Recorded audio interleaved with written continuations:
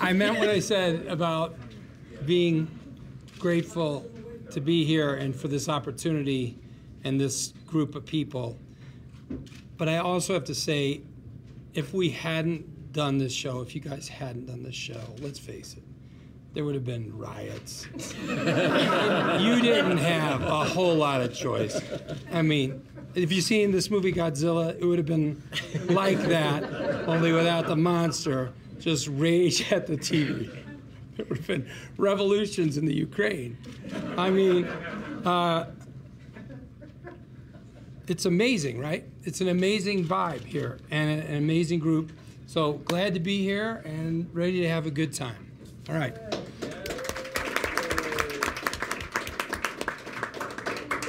And we don't have our whole cast here just because of dates and bookings and logistical issues. We see who cares. Okay. So yes, they do.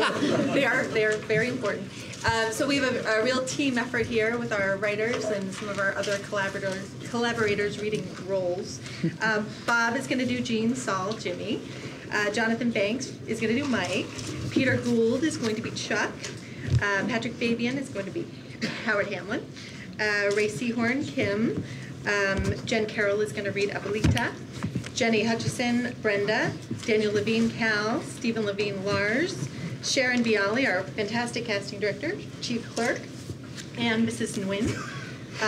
Our hacksaw boy, defendant one, is of course Tom Schnauz. Of course. Obviously. Our second defendant, Bradley Paul. Our Betsy Kettleman, Heather Marion, Craig Kettleman, Gordon Smith, and screen direction, Brett Dos Santos. Okay, guys, here we go. Better Call Saul.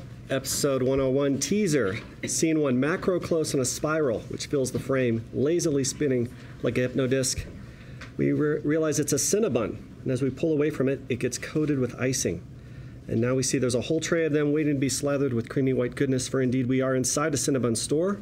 As a female employee puts the finishing touches on these pastries, another young employee slides a tray into the oven.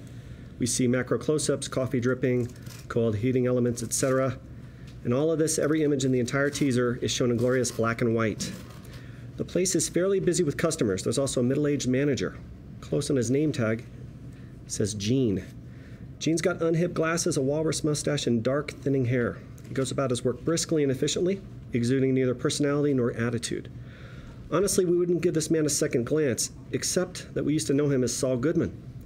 We are looking at a fugitive from justice. Exactly as predicted at the end of Breaking Bad, Saul now manages a Cinnabon in Omaha, Nebraska. Now, this is cut and dried stuff we're watching. It's a day in the life of a restaurant. Nothing more. We hear only snippets of conversation. No emotions on display, neither happy nor sad. It's simply work. Helping out an employee, Gene expertly packages an order to go. Handing it off, he double takes, noticing something. There's a customer sitting at a two-top way in the back of the store, and he's hard to tell through those glasses he's wearing, but he seems to be staring at Gene intently. Whatever Gene's doing, it ceases. He blinks and stares back. Sunglasses rises to his feet, starts walking towards us. We creep in on Gene, who exhibits the first hint of emotion we've witnessed, fear. And though he tries to hide it, it's growing. Clearly, the fugitive Saul Goodman has just been recognized. His time on the run has reached an end. Except, Sunglasses now walks right past Gene. Gene's head swivels with this guy who pads out the door and waves to a friend outside. We suddenly realize the guy's stare only seemed to be directed at Gene. It never actually was. Gene gives a secret sigh of relief and willies his heartbeat back to 140. Again, he's on autopilot, back to the grind. Scene 2, we cut exterior of a townhouse complex at night. Cookie cutter townhouses, depressing. This is where Larry from Three's Company went to die. Inside the apartment, downstairs at night, ice cubes clunk into a highball glass. Drambuie and some sort of off-brand scotch gets poured, making a rusty nail. Instead of a twist of lemon, there's an unceremonious squirt from one of those little lemon-shaped juice bottles. Gene slurps the excess off his drink, walks into the living room. This place has zero personality, Oakwood vibe. Gene plops down on the sectional, fires up his flat screen. He channel surfs, finding something he can tolerate, sipping his rusty nail and staring straight through the TV. A thought eventually strikes him. He sets down his drink, rises, heads for the stairs. But before he goes, he pauses to check the window blinds. They're closed tight, complete privacy. Black frame, door opens and light floods in. We realize we're in a closet. Gene kneels to pull a couple of familiar suitcases out of the way. We'll recall he had these when he took his leave in episode 515 of Breaking Bad. With the suitcases removed, a hatch is revealed, cut into the drywall at the back of the closet. Now Gene removes from it a dented old shoebox. Still kneeling, Gene opens the box, and we get a glimpse inside as he sifts through its contents. There are papers, some old photos, a fat stack of Mexican pesos. There's an old tin Band-Aid box that rattles like a half full of pebbles. And lastly, there's an unmarked VHS tape. This is what Gene came for. He cradles it in his hands.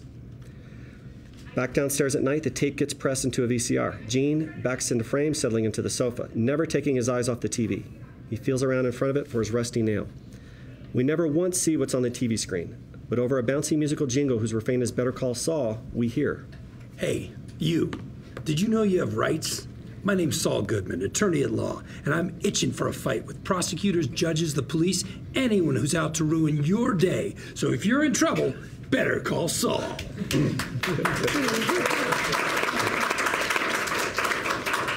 This is the first in a series of 15-second commercials. A second one plays, and another, and another. The whole time we stay on Gene, who stares at them intently. But Gene shows no emotion. No nostalgia, no regret, not pride. His expression is unreadable as he watches. Yet there's one subtle detail we may note, which is that gradually a bit of color suffuses into this black and white image. It's the light from the unseen TV. It flickers across Gene's face in blue, yellow, and red. Off these colors growing brighter, more vibrant, as dead-eyed Gene sips his drink and stares. Act 1, interior courthouse courtroom. Albuquerque City seal in the frame. We're back in color. Tilt down to reveal a long-faced judge sitting on his bench, peering up at the ceiling, staring at nothing in particular. He slowly rotates in his chair left to right, right to left. We hear the squeak of the chair. That squeak is the loudest thing we hear, even though the courtroom is packed. Jurors, the alternates, in the jury box, one of them coughs, another shifts in her seat, another idly scratches his ear. Someone in the crowded visitor section checks his watch. Somebody else's stomach rumbles. The court reporter examines a fingernail, then reaches for her big gulp, takes a sip. The lead prosecutor removes his readers, picks out a piece of sleep from his eyes, frowns at it on the tip of his pinky. And beside him, we see a second chair seeming to be taking notes. However, a closer look reveals this young woman is actually drawing a barbarian riding a unicorn. Over at the defense table sit 3 defendants. They're clean-cut white guys. They look innocent. They also look nervous, as currently they don't have a defense attorney. The defendants glance sidelong to one another, wondering where he is. We hear a creak. The judge rotates towards the bailiff, gives him a shrug. The bailiff nods, rises to his feet, and exits. We cut to a men's room. Hands are splayed apart, pressed against a white tile wall. A man is alone in here, standing as if he's assuming the position in order to be frisked. Actually, he's at a urinal, relieving himself. We don't get a good look at him at first. We're mostly on his back. He seems to be murmuring something under his breath. Whatever he's saying, we can barely hear it. Remember 19. Oh, to be... Let me tell you. To be 19 again. Yeah, because... Meet Jimmy McGill. He's getting ready, psyching himself up. Who is Jimmy McGill, you ask? Well, you already know him as Saul Goodman, but at this particular moment, we're in 2002, Saul is a ways off in the future, and Jimmy is still going by the name he was born with. The door opens behind him, and the bailiff sticks his head into the men's room. He gives a little whistle, says, "You're on." Jimmy glances over his shoulder and nods. Zip goes the fly, flush goes the urinal, turns to the mirror, shoots his cuffs, and Dangerfield's his tie. It's showtime. Is he nervous? Fuck no. He owns this fucking place. Back to the courtroom, black frame. Then we reveal in the courtroom Jimmy walking through, like Elvis, taking the stage at the International Hotel. All eyes are on him. Oh, to be 19 again. You with me, ladies and gentlemen? You remember 19? Because let me tell you, the juices are flowing. Those red corpuscles are corpuscling. The grass is green and soft, and summer's gonna last forever. Remember? Yeah, you do. But if you're being honest, really honest, you'll also recall you had an underdeveloped 19-year-old brain. I mean, that thing was the size of a circus peanut. Me personally, I was, well, let's just say if I was held accountable for every stupid decision I made when I was 19, oh boy. And I bet if I were in church right now, I'd get a big amen. Which brings us to these 3. Now, these 3 knuckleheads, and I'm sorry, boys, but that's what you are. They did a dumb thing. We're not denying that.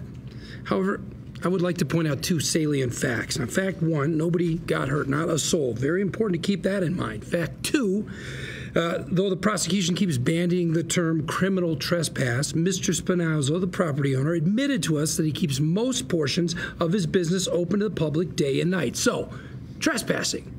I mean, Dave, that's kind of a reach, isn't it? Huh? Here's what I know.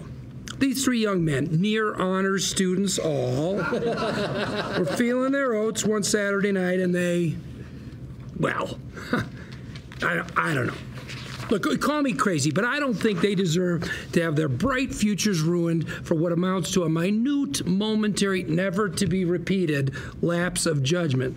Ladies and gentlemen, you're bigger than that. Jesus, Jimmy is good. He's confident, folksy, and genuine. He's passionate and convincing. His three clients smile hopefully. Things are looking up. Except, why is the jury so very deadpan? Same goes for the judge. Didn't any of that land on these people? The prosecutor rises to his feet, makes his rebuttal. He crosses to an AV cart tucked in the corner, rolls the cart to where the jury can see it, pushes a tape into the deck, and the TV screen goes blue. And now, up comes a homemade video. Two of our young defendants are visible in it. It's handheld and shaky and seems to take place in a professional laboratory of some sort. The guys keep their voices low so as not to get caught. They're giggly and dopey, proudly documenting their exploits on camera. And what are these exploits, you ask? This is the embalming room of a funeral home. And one of the guys, hacksaw in hand, is sawing the head off an elderly male corpse. Oh, to be 19 again. And now, as the head comes loose from the Hacksaw Boy dangles it by its white hair. Woo! Most jurors avert their eyes, having seen this all before. The prosecutor leans against the cart with his fingers laced, staring off at the floor. This is the entirety of his rebuttal. He doesn't even need to say a word. Dude, stick your wang in the throat hole. The three real-life defendants shift uncomfortably in their seats. Jimmy gives them a fake little nod and a wave off. It's going to be fine. Yeah, sure it is. We're back in the courthouse in the chief clerk's office. Little stuffed animals are proudly displayed on the desk of the court's chief clerk. She's staring up through hooded eyes at Jimmy, who is in mid-rant waving a check. What kind of math is that? 700 per defense? No. Per defendant. 3 defendants, 2,100. Which, by the way, bargain. Those 3 maniacs, what I did for them. They going to jail, ain't they? So, since when is that? They had sex with a head. Look, ain't nobody told you to try all 3 of them together. One trial, $700. So you want me to spend 9 weeks of my life, one maniac at a time, with 3 maniacs skull fuck? You know what? You're going to miss me. You're going to miss me because it'll be a cold day in hell before I take any more PD work for this shitty court. Sayonara, baby. And out the door he slams. The clerk couldn't care less. Find our ways in a parking lot. Pissed Jimmy headed for a pearlescent white Cadillac. Of course we remember his famous car. Whoops, he doesn't own that Caddy just yet. So we adjust to the vehicle parked next to it. A mid-90s Suzuki Esteem. And yes, as the name perversely implies, it's a shitbox. Jimmy plops his briefcase on the Suzuki's roof, digs for his keys. As he does, his cell phone rings. Jimmy checks the readout on his cell, and his anger evaporates. Instantly gets replaced with nervous hope. Fumbling to answer the call, he pauses to collect himself. When he speaks, it's with a British accent. Law offices of James McGill, how may I direct your call? Oh, yes, Mrs. Kettleman. So good of you to return. Actually, I don't have Mr. McGill at the moment, but I know he'd... Oh, splendid. Unfortunately, our offices are being painted and the fumes are quite horrid. Could he meet you and your husband at, say, Loyola's Cafe on Central? 4 o'clock it shall be. Cheers. Jimmy hangs up, silently pumps his fist. He checks his watch, jumps in his car, barely remembering his briefcase on the roof. As the car tears off, we find ourselves at a cashier booth, a guard arm blocking the exit as the Esteem comes to a quick stop in front of it. Jimmy hands his ticket to the parking attendant. We angle past this attendant, not seeing his face. $3.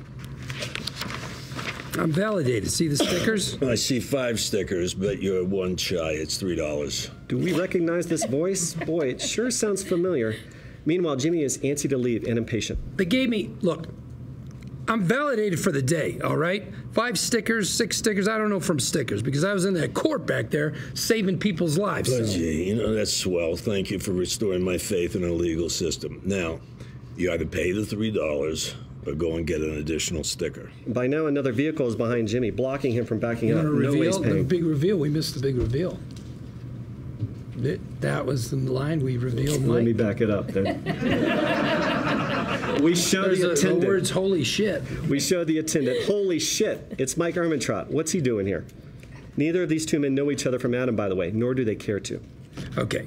All right, and then I say... Yeah, you say what you just said. And then I say this. Yeah. Well, gee, that's swell. Thank you for restoring my faith in the legal system. Now, either pay the $3 or go and get an additional sticker. There's another vehicle behind Jimmy now, blocking him from backing up. No way is he paying $3. Money's tight. Son of a... Fine, I'm going back. Going back there. Do the thing already. Mike hands him his ticket, then lifts the guard arm. Jimmy Great job. Employee of the month right there. We find ourselves at Loyola's Cafe, scene 12. We're in a booth, close. Coffee gets stirred by a woman's manicured hand. Her other hand rests atop her husband's. I'm just fuzzy as to why you think he needs a lawyer. We reveal Craig and Betsy Kettleman. I mean, Craig, the way you run your office, beyond reproach. Beyond reproach. I'm a stickler, He's a stickler. With the money, he's definitely a stickler. He's certainly not guilty of some... Certainly not. He's innocent of any wrongdoing. That much is clear to me. I don't go looking for guilty people to represent. Jeez, who needs that aggravation, right? Look, I only know what I read in the paper. But here's the thing. Typically, when money goes missing from the county treasury, and what's the figure, 1.6 million? It's an accounting discrepancy. A discrepancy, absolutely. So typically when that happens, the police look at the treasurer. And since that person is, yeah, I just think maybe a little proactivity may be in order. I think I'd look guilty if I hired a lawyer.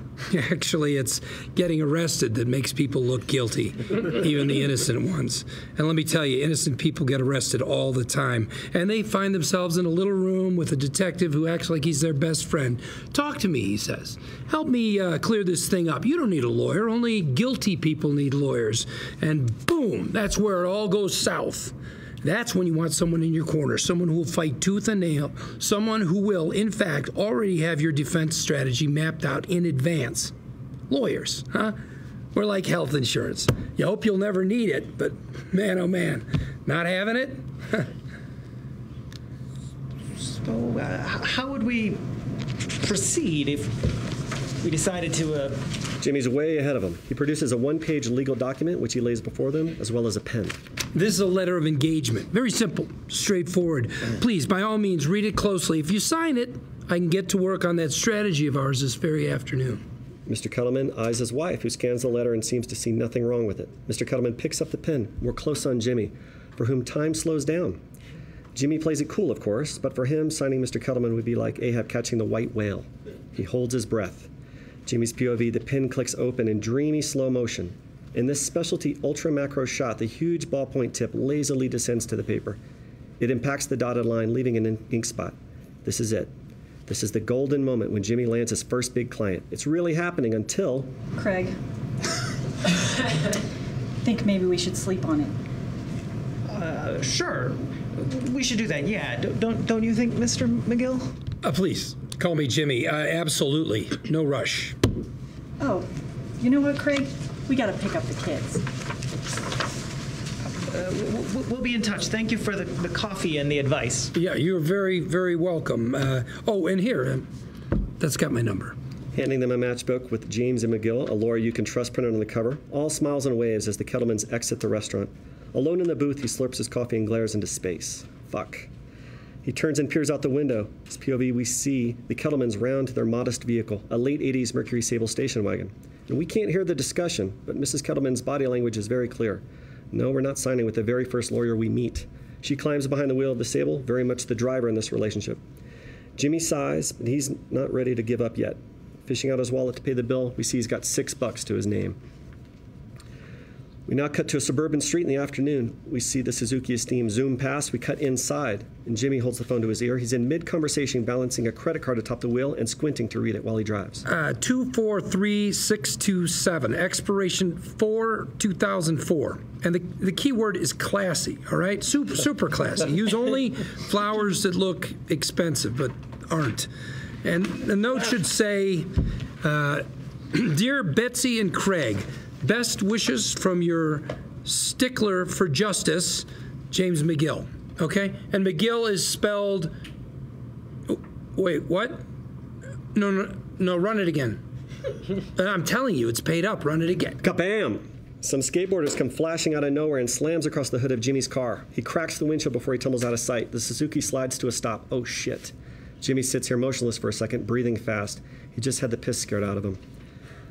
Driver's door swings open and Jimmy climbs out, dreading what he'll find. Nearby on the pavement lies a young dude who is groaning softly. This is Cal, as Jimmy impotently wonders how to tend to him. Oh my God, oh my God. A second lanky red-headed skateboarder, Lars, comes gliding into frame with a late 90s camcorder in hand, and it quickly becomes apparent to us that Lars is a dead ringer for the guy moaning away on the asphalt.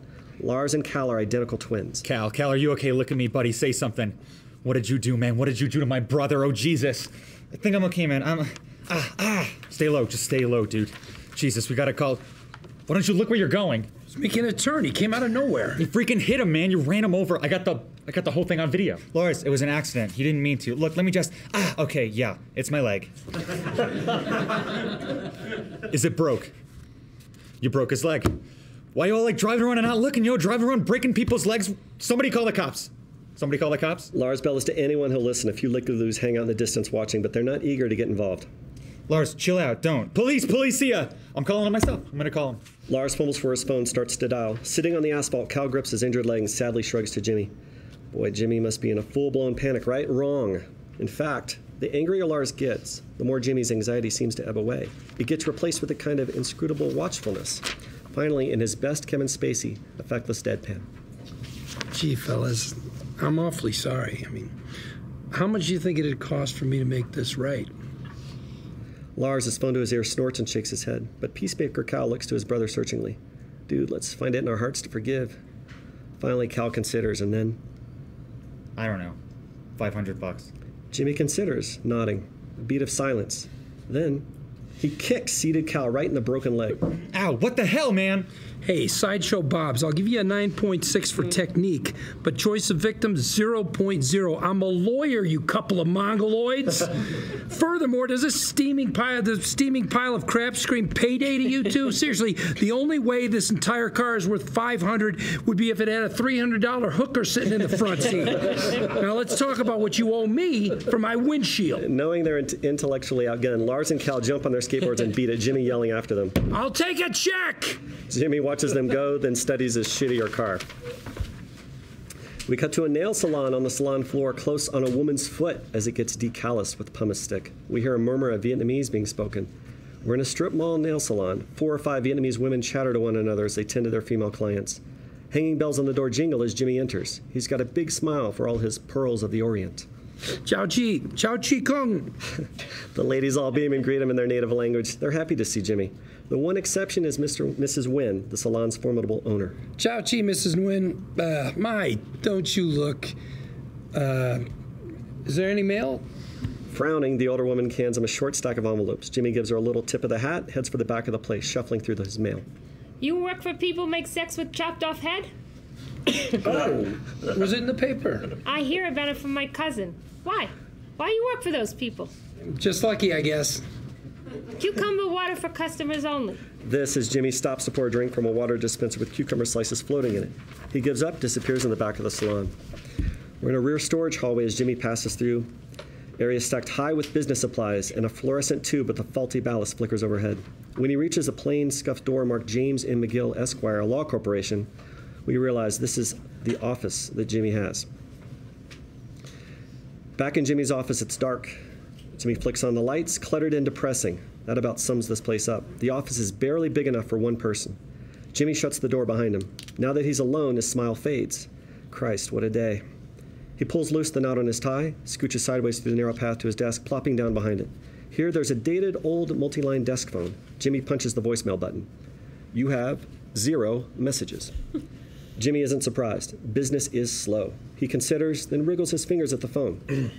It's as if he's casting a magical spell on it, compelling it to ring. It doesn't. Jimmy gives up, sifts through his mail. Close angles, nothing but bill after bill after bill. He stops shuffling when he comes across an envelope. Very expensive vellum.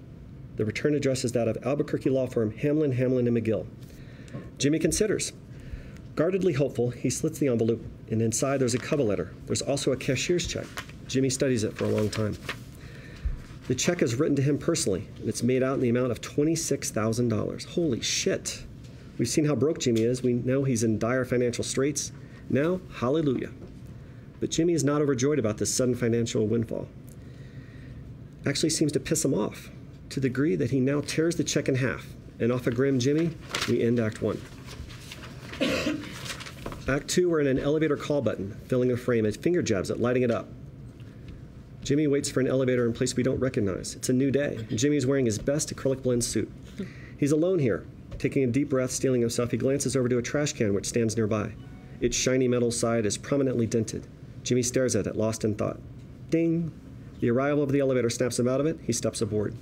We cut to a lobby. The door slides open on a brand new Jimmy. Now he's confident, a master of the universe. Strolling out of the elevator into the white shoe world of Hamlin McGill, this place is everything a law firm should be. It's big and airy, screaming money. Everyone's well-dressed, right down to the paralegals and assistants. As busy people come and go, Jimmy smiles and nods hello. Knows every last man and woman. Marvin. Hey, Alice. Looking good, Kevin. The employees he passes are reserved. It's as if they like Jimmy but feel awkward around him. There's a hint of pity in their eyes. Jimmy ignores it. With his fingertips, he beats a drum on the reception counter. Oh, sorry. Hey, Brenda. Where's Lord Vader? South Conference Room. He's not quite ready for you yet. How about you wait out here? Yeah, how about I don't? Jimmy strolls out of sight.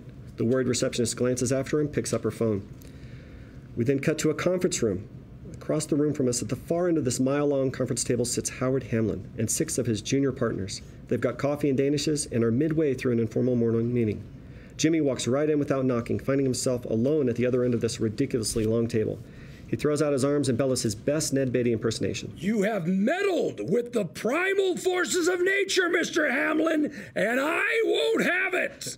Way in the distance, Hamlin and his juniors sit blinking and staring at him. They're not big fans of the movie network, apparently. A young female lawyer, Kim, was already on the phone when Jimmy arrived, into it low and flat. It's okay, Brenda, we got it. Sorry, it's this table. Something just comes over me. What can we do for you, Jimmy?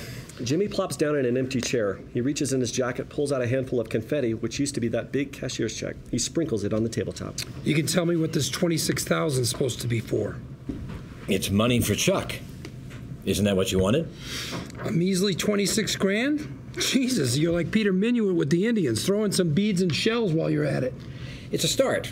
There'll be more, unless you're just going to tear them all up. And why was the check made out to me? Why not Chuck? Can he make his way to the bank? I just assumed it would be best money to go through you. But we'll do it any way you want. See, if I didn't know any better, I'd say this was some kind of half-assed bribe, where you throw a little money at me in the sad hope I'll somehow forget what you owe my client. Wow. No, not even remotely correct. This thing isn't going away, Howard. What Chuck did for this firm, and damn near single-handedly, 1/3 of this place belongs to him. What do you got here? 15 chairs? 5 of these chairs are Chuck's. 3 light fixtures? He'll take the middle one. 6 danishes? You can have all the danishes you want, Jimmy. No. They're Chuck's danishes. Oh, and Chuck's not greedy. He'll only take 2, plus $17 million. Yeah, somewhere in that ballpark. We'll know once we get the accountants in here poking around. In the meantime, no more penny ante checks designed to make it look like Chuck still works here. He doesn't, and he never will again, and it's time to do right by him and cash him out. So these are Chuck's wishes you're conveying? Yeah, this is what's best for him. And he has personally stated to you that it's his wish to withdraw from the firm? You see, that would surprise me. Well, it's been nearly a year since he set foot in here. I'm looking out for his best interest. So am I. I, for one, believe he's going to lick this thing. Until then, his office is just as he left it. His secretary's still on the payroll. If Chuck can call this an extended sabbatical, so can we. He's that important to us. You know what? Let's let a jury figure it out. They're going to love you, Howard. You're so down to earth and relatable. Jimmy rises to his feet, heads back the way he came. When he reaches the far end of the table, he once more bellows theatrically. And you will atone! More blank stares. Ned Beatty. Network. For Christ's sake, guys. We're back in the lobby, close on the call button, a finger stabbing it. Once more, Jimmy waits for the elevator, this time to get the hell out of there. At the moment, he has a bit of privacy. As such, we get to see his true face. He's not as cool as a cucumber. Apparently, the meeting didn't go as hoped. Jimmy is beaten, and he knows it. Well, here comes Hamlin, headed our way. Jimmy snaps out of his phone. Hamlin offers him a big manila envelope, fat and heavy. Almost forgot. This month's filings. You could save me some postage. Weren't you listening in there? Chuck doesn't work here anymore. You think I'm going to help you establish a paper trail? Jimmy. No. Stop trying to pawn that shit off on him. You know, sometimes in our line of work, we get so caught up with the idea of winning that we forget to listen to our hearts.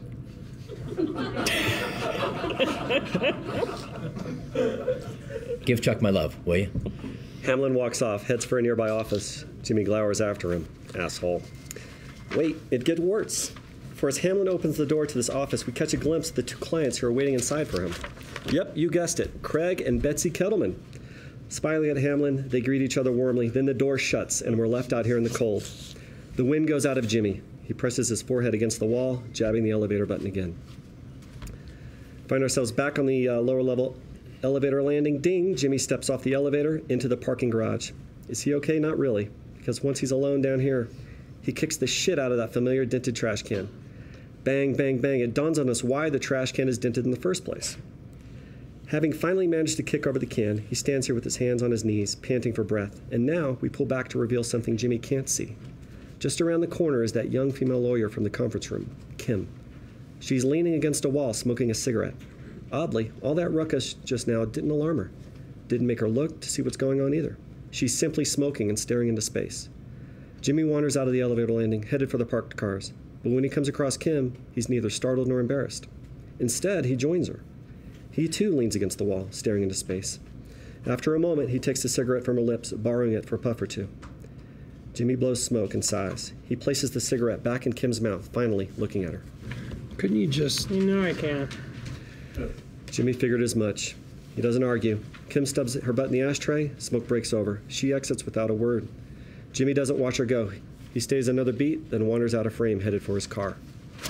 Out of Act 2. Act 3, upscale cul-de-sac at night. Headlights flare.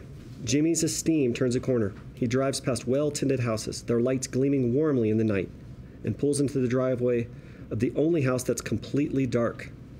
Like the neighbors, this place is roomy and nicely designed, but not a single light shines. The house seems untended, deserted, a rotten tooth in a healthy mouth. Jimmy pulls two bulging plastic hefty bags and some groceries out of the trunk. He tucks some newspapers under one arm, goes to the mailbox, and removes a stack of mail. And now he does something very odd.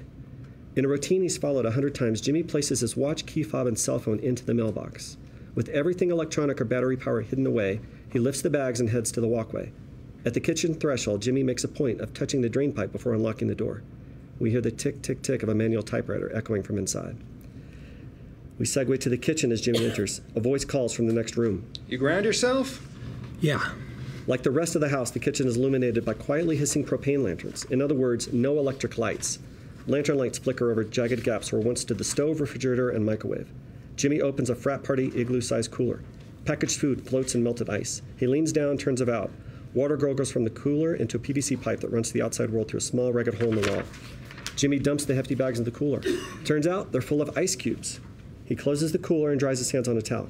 Raising a lantern, Jimmy heads deeper into the house. As he does, we pass flex conduit snaking from gashes in the sheetrock. The tick, tick, tick of the manual typewriter gets louder as Jimmy enters. We reveal the man himself, Charles McGill, Jimmy's older brother, a brilliant, truly decent man with a few problems. Surrounded by neatly organized stacks of papers and books, Chuck hunches over his manual Olympia, pecking out a letter. You gotta stop putting bacon on the list. That cooler's looking like a trichinosis stew. Chuck holds up a finger. Once a successful attorney and a named partner in Hamlin & McGill, Chuck's life has been destroyed by what seems to be a debilitating allergic reaction to electricity. Chuck tugs the letter out of the Olympia, giving it to Jimmy. Perfect timing. Professor Brons Vogelson, University of Helsinki. You're going to have to get it translated. Hungry to read the fresh papers, Chuck grabs a stack and lays them out on the mahogany dining table. He stands there, scanning the pages. Into Swedish? Finnish. I'm sure there's someone at UNM can do it. Check the language department. You do know I'm trying to build a legal practice, right? Vogelson's working on the effects of electromagnetic fields on zebrafish. He might... Oh, the Financial Times. You missed it, so I thought, Thank you. I know it's expensive. Here, come on. I don't expect you to go out of pocket. Go ahead. Reimburse yourself. Chuck, can you sit down a minute? Are you all right? You look peaked. I'm fine. Please. You're not in trouble. Chuck, You've got to cash out. You've got to. Again, really? There's no other way, and I know you don't want to hear it, but it's got to happen. You know I'm going to beat this. You know I'm going to get better. Sure I do. Then there's nothing to talk about. I will beat this. I will go back to work. Ergo, affolsis principis pro feciski. Meaning? That's not the... Meaning? That's the one about false principles. You but listen. proceed from false principles. Your argument is built on quicksand. Therefore, it collapses. You're not listening. Fine. Let's take this to its logical conclusion.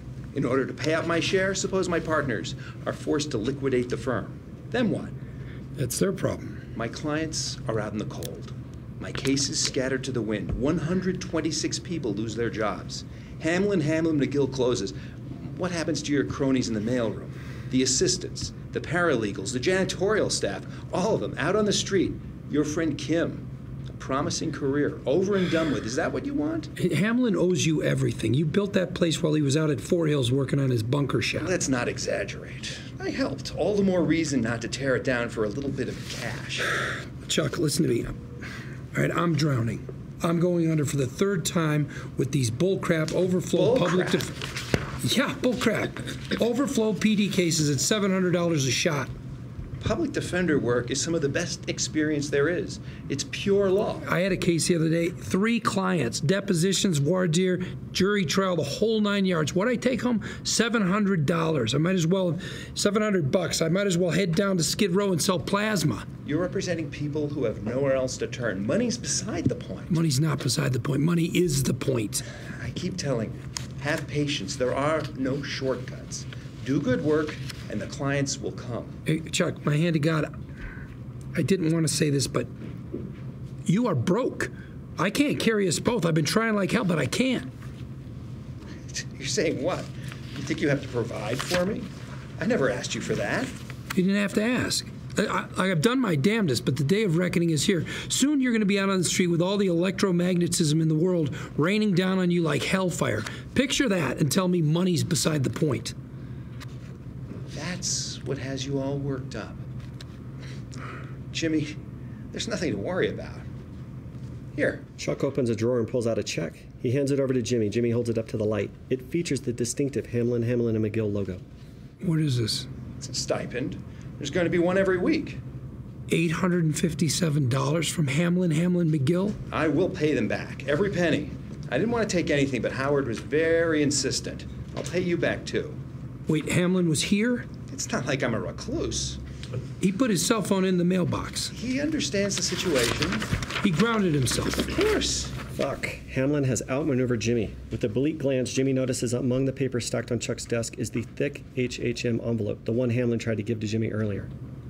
And the two of you agreed that since, as everybody knows, you're going back to work any day now, the firm might as well help you, make ends meet? That's correct, minus the sarcasm. Hamlin's making a chump out of you. I am going to get better. I'm going to go back to work, and I'm picking up where I left off. I understand you're trying to look out for me, but you're missing the bigger picture. So, I was thinking, Vanguard Law. That sounds kind of important. Or Gibraltar Legal Advisors, like The Rock. Has a nice ring to it. Or what about keeping it simple? AAA Law, 4 A's. That would put you right at the top of the yellow pages. With Chuck? Howard brought this. He's concerned. Chuck produces one of the James M. McGill matchbooks. You have to admit it could be confusing. Hamlin McGill, James M. McGill. It's my name. I was born with it. Still. I'm not supposed to use my own name? On Hamlin's say-so? What's he going to do, sue me? No one wants to create an adversarial situation. I'm sure Howard would gladly pay the cost of new matchbooks and so on. It's simply a matter of professional courtesy. Chuck, whose side are you on? There are no sides here. But Jimmy, listen, wouldn't you rather build your own identity? Why ride on someone else's coattails? Off Jimmy, struggling to contain a simmering rage, we find ourselves in blackness. A door swings open, revealing we are inside Chuck's mailbox. Looking out, Jimmy's hands grab his cell phone key fob and the rest. We cut inside his Suzuki Esteem. Jimmy slams the car door. He sits in the motionless steam stewing, anger building in waves. He slowly turns to glare through the spiderweb of cracks in the windshield, jagged lines crisscrossing Jimmy's face as he stares at the shattered safety glass, a storm brewing in his eyes. All right. You want to dance? Let's dance. Act 4. We're tight on curving concrete. The scamming skateboard twins carve and grind inside a concrete half-pipe. These guys are fucking awesome. Cal zooms up past the lip and hangs suspended in the air for a gut-wrenching moment. He rushes back down and comes to a scraping stop. He saw something up there. Trouble.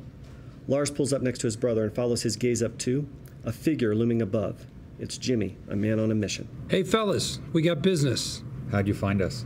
They step out of the half-pipe, and we widen to reveal we're at exterior municipal skate park. Skaters roll back and forth. Yeah, who wouldn't look for skateboarders here? I know. It's kind of eerie, right?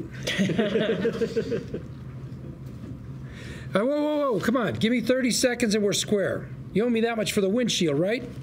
It could be the most profitable 30 seconds of your lives. Profitable? Lars and Cal glance at each other, off the twins, cautious but definitely intrigued. We time cut. A couple minutes later, as the boys' listens ready to take off in an instant as Jimmy makes his pitch. And there's nothing of the carnival barker to him now. He's almost misty-eyed. I want to tell you about a young guy. It's about your age. He lived a long way from here in a town called Cicero, Illinois. And in Cicero, he was the man. When he strolled by, all the corner boys would give him the high five. All the finest babes would smile at him and hope that he would smile back. Jimmy, they called him Slippin' Jimmy, and everybody wanted to be his friend. Slippin' Jimmy? What kind of name is that? Okay, I'll tell you. Now, the winners in Cicero, now they're murder. You boys growing up out here in the Golden West, you don't know. I'm talking cold that'll freeze the snot right in your nose. I'm talking wind that cuts through your coat and carves you up like a Ginsu knife. Truth is, most folks in Cicero were scared of winter, but not Jimmy. Jimmy'd spent all summer long waiting, and in September, when September finally rolled around, he'd feel that first cold wind sweeping off Lake Michigan, and he knew it was coming. What was he waiting for? Was it Christmas? Was it Kwanzaa? Better. It was slippin' fall season. As soon as it was cold enough, Jimmy'd find a nice smooth patch of ice. State Street was good. Michigan Avenue was better. And he'd pick his spot, and when it was nice and busy, he'd step out on the ice, and wham! He'd biff it so hard people would come running from 5 blocks away. Yeah, but did he collect? Did he collect? Jimmy had it dialed in. One good fall, he'd make $6 or $8 grand easy. That'd keep him in old Milwaukee and Maui Wowie right through Labor Day. $8 grand, no lie? $8 grand. And I look at you guys and I see potential. The skateboard's a nice wrinkle, makes it a year-round gig, and clearly you can take a header. But I gotta ask you, your best day ever, what'd you clear? $630. $630 for one fall? No, that was 2. Oof, 2 hits in a day. Even young as you are, that's gotta hurt. True that. Okay, I got a job for you.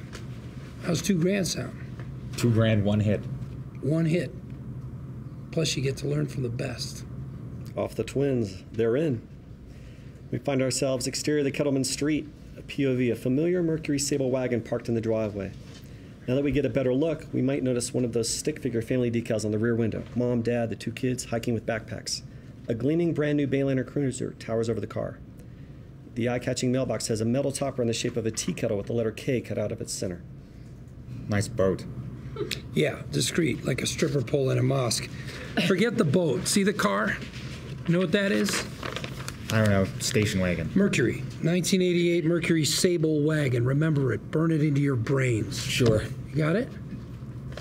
Okay, now close your eyes. What color is it? Brown. Yeah, medium sandalwood. Now keep those eyes closed. What does the license plate start with? Is it a 4?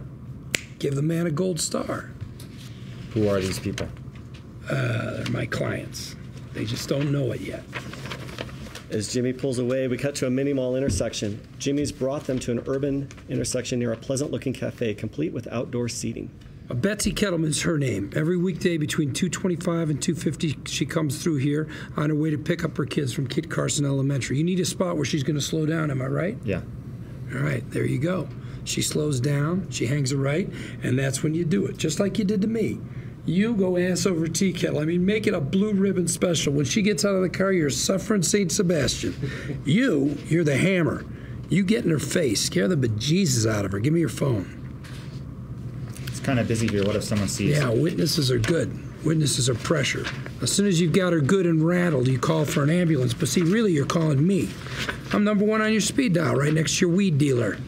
You call me, I hot-foot it over here. I happen to be driving by. I stop to see what the trouble is, and here's the most important part.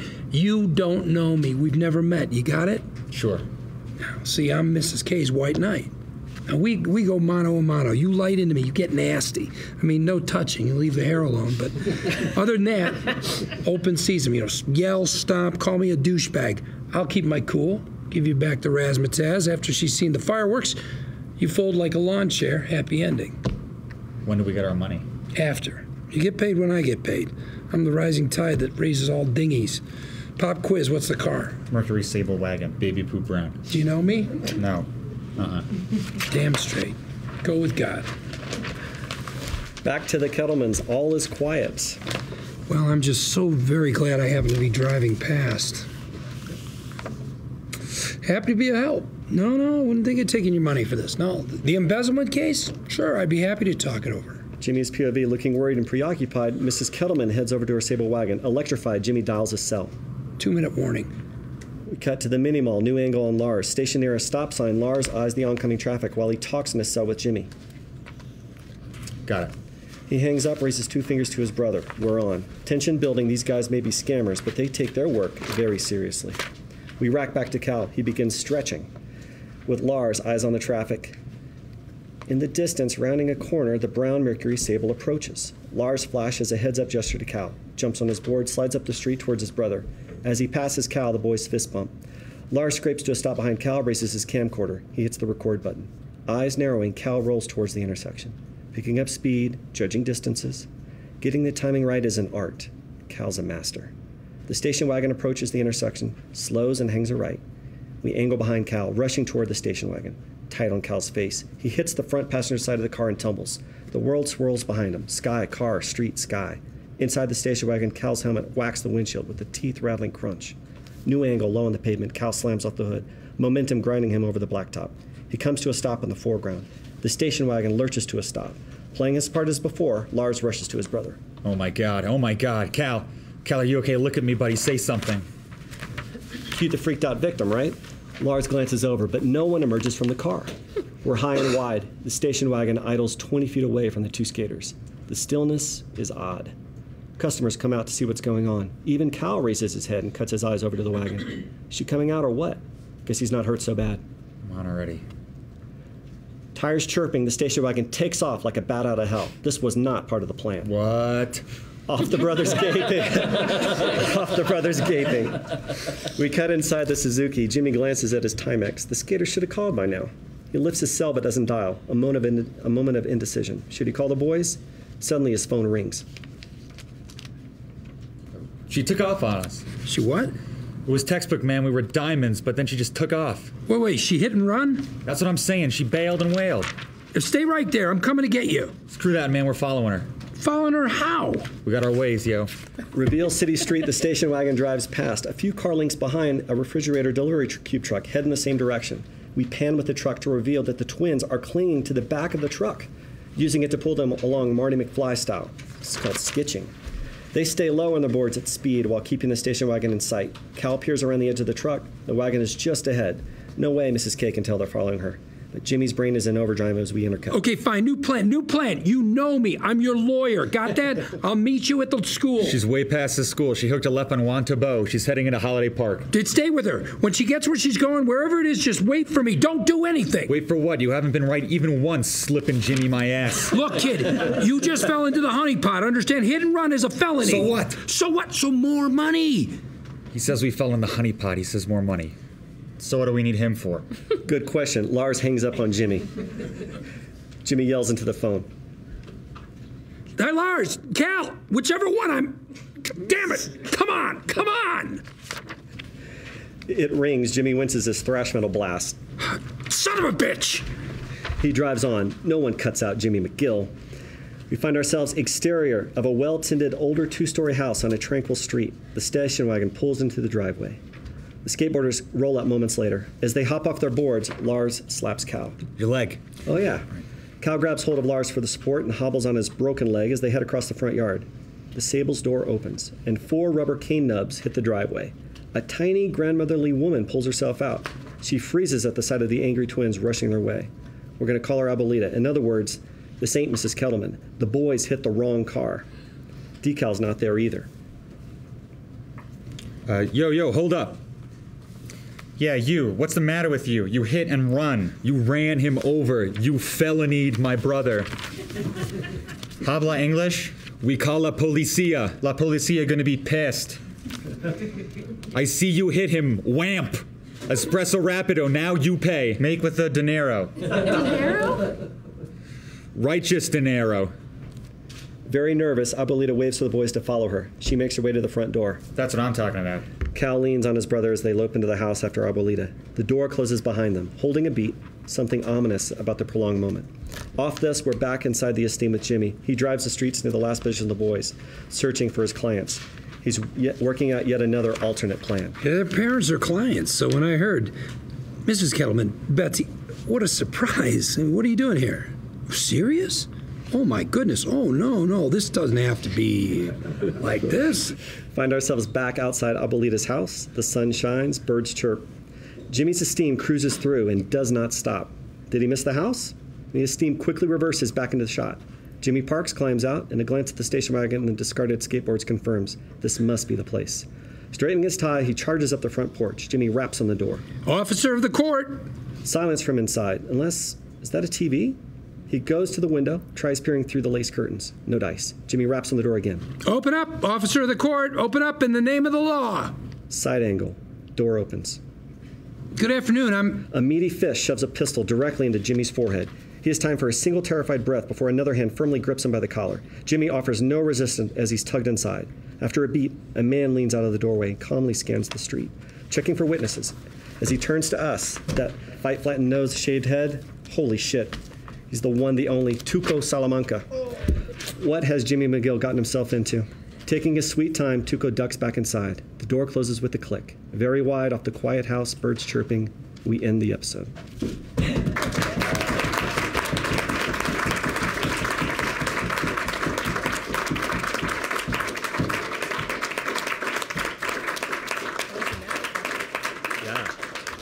Thank you, Brent. That was wonderful. Peter, Vince, do you guys want to say anything before we disband? Great job. That was awesome. I can't wait to shoot it. That was great. This whole thing was just a scheme so I would get to act with you. Thank you guys so much. This is as I already effused downstairs, but it's a dream come true, and this is a dream. Right now, it's a dream cast, including the writers. You're all cast. So, anyway, thank you guys so much, Bob. Thanks to you.